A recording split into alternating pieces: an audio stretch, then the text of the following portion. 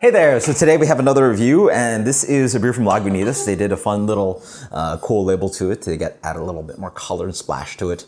Has that wonderful red, I guess that's purple, yeah, purple. This is Lagunitas Sucks, one of the famous ones. I think one year they couldn't do specific beer. You guys can post in comments below. I think it was like, you guys post in comments below. I had a long day. So, yeah, this is their double IPA. This is their seasonal. And they pretty much put this out because they couldn't release a beer. And everybody's saying Lagunitas sucks. So they put out one of the best West Coast double IPAs out there. I mean, like for Shelfie, it's absolutely insane. This was bottled, I think, about a month ago. Yeah, about a month ago. And just a fantastic, I mean, Lagunitas just killer. I mean, even before the buyout, just like this double IPA is like something like $11 retail for a double IPA sitting at... Boy, is this label hard to read. Jesus Christ. So words all over the place.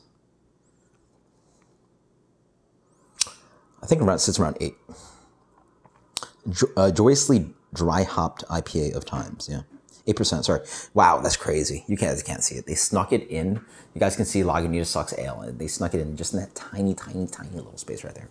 Strange. But I remember working retail. This is like my first job in the industry, and just like we were doing blind tastings and stuff like that. I picked out that Lagunitas Sucks. A very fun kind of just like blind taste. That's obviously I knew it was in the store, but we had like 200-300 SKUs, and somehow picked it out. But you know, has always had some confidence in my palate, and you know, always try to do that, but also can be very humbling, you know.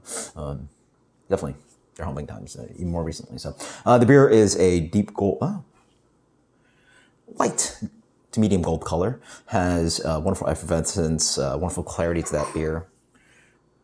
Nice kind of small bubbled head on that.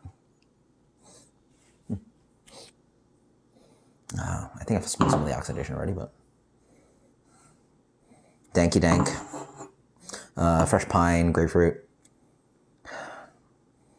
Just that big hop note, but yeah, I guess definitely get some paper on this, like just oxidation, yeah. I feel underneath there's a little bit more not tropical, but like rich orange character. Something that was in that daytime that I reviewed, the fresh hop beer. Here it's like more subtle.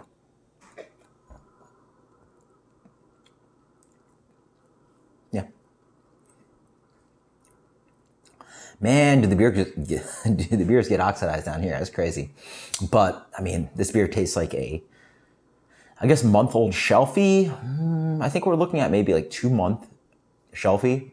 Probably somewhere around there. 2-month Shelfie. At some point, this probably hit a little bit more heat than just shelf heat. So like we're probably that shelf is like sitting at like 70 degrees, 75 degrees. So 70. Let's go 70.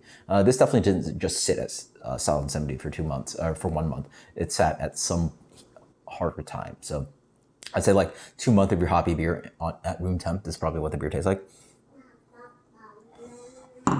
It's not ruined, but it doesn't have the pop, right? It's a tasty dry beer. Yeah, there's that paper in the back end. But at some point, this beer was quite piney, I suspect, and also quite ripe.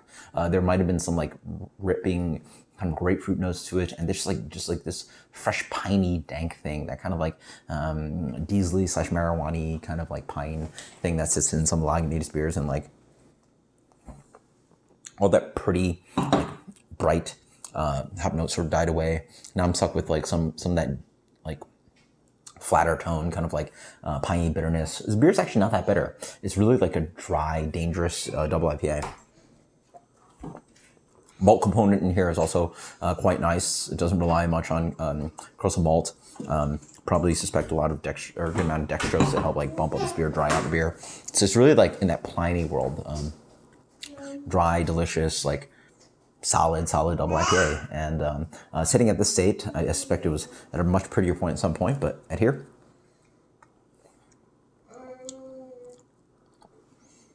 yeah, as I drink more, I get that kind of like just like dank note sitting on the back end, that kind of like Simcoe-y, Diesel kind of thing on the back end. This one for me gets a solid 87.